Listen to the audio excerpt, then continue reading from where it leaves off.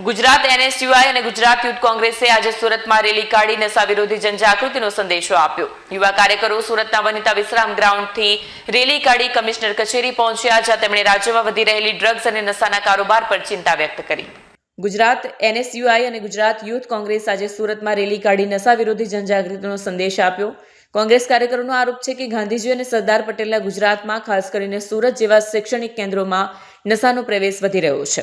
Drugs પેડલરો ખાસ તौर પર કોલેજના વિદ્યાર્થીઓ અને યુવાનોને લક્ષ્ય બનાવી રહ્યા છે, જેના કારણે યુવા પેઢીનું ભવિષ્ય જોખમાઈ રહ્યું છે। કોંગ્રેસ યુવા નેતાઓએ જણાવ્યું કે આજનો યુવા ઉર્જા, સપના અને ક્ષમતાઓથી ભરપૂર છે, પરંતુ ખોટી સોબત અને નશાની લતના કારણે તે ખોટી દિશામાં વળી રહ્યો છે। આ પરિસ્થિતિમાં સમાજની નૈતિક જવાબદારી બને છે કે યુવાનોએ નશાથી જંજીરમાંથી મુક્ત કરવા। તેમણે માંગ કરી છે કે રાજ્ય સરકારે આ બાબતે ગંભીરતાપૂર્વક કાર્યવાહી કરી ડ્રગ્સ પેડલરો વિરુદ્ધ સખત અભિયાન ચલાવવું જોઈએ।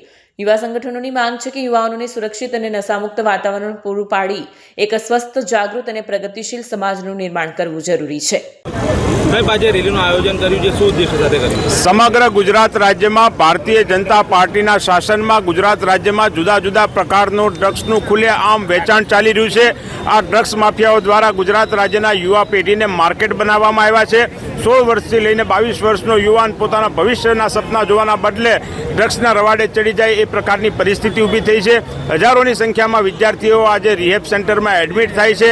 ગુજરાત સરકારના આંકડા પ્રમાણે લાખો કરોડો રૂપિયાનું ડ્રગ્સ ગુજરાત રાજ્યમાં છે અને લાખો યુવાનો ડ્રગ્સના એડિક્ટ બની ચૂક્યા છે। ત્યારે સરકારની નીતિ, આ ભારતીય જનતા પાર્ટીની સરકારની નીતિ કોઈ ડ્રગ્સના નાના પેડલરોને પકડીને સંતોષ માને છે, પરંતુ એક પણ મોટા ડ્રગ્સ માફિયાઓની વિરુદ્ધમાં કોઈ પણ પ્રકારની કાર્યવાહી થઈ નથી।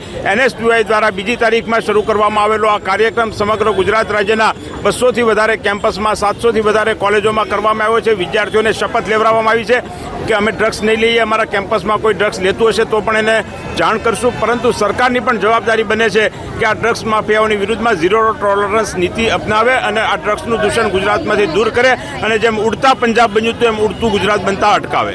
અગાઉ કયા પ્રકારના કાર્યક્રમો કરાશે?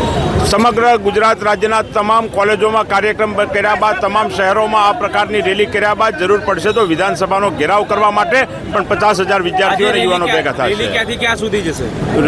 રેલી વનિતા આશ્રમથી લઈ અને સુરત પોલીસ કમિશનરની ઓફિસો સુધી જવાની છે અને કોંગ્રેસના અનેક કાર્યકરો આ રેલીમાં જોડાના છે।